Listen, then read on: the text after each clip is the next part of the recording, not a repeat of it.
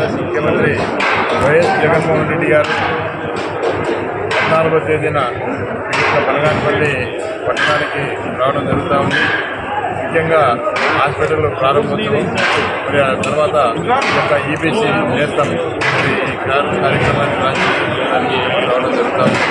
ఈ యొక్క బనగానపల్లి టౌన్లో పెద్ద బహిరంగ సభగా ఏర్పాటు చేస్తూ ఉన్నాం.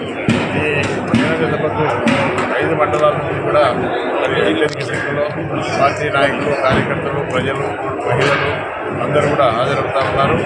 ముఖ్యంగా ఈ యొక్క బహిరంగ సభ ఎందుకంటే ఎన్నికల ముందు కూడా వస్తూ ఉన్నారు కాబట్టి ఇక్కడ చాలా వరకు ప్రజలు ఆనందపడుతూ ఉన్నారు. ఎన్నో రోజుల నుంచి జగన్మోహన్ రెడ్డి రాకపోతూ ఉన్నారు.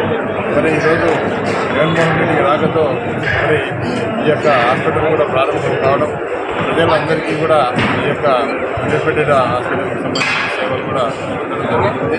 కాబట్టి ఈరోజు నుంచి మరి ఈ యొక్క బనగానపల్లిలో కావాల్సిన ముఖ్యమంత్రి గారిని ఆ సమస్యలను కూడా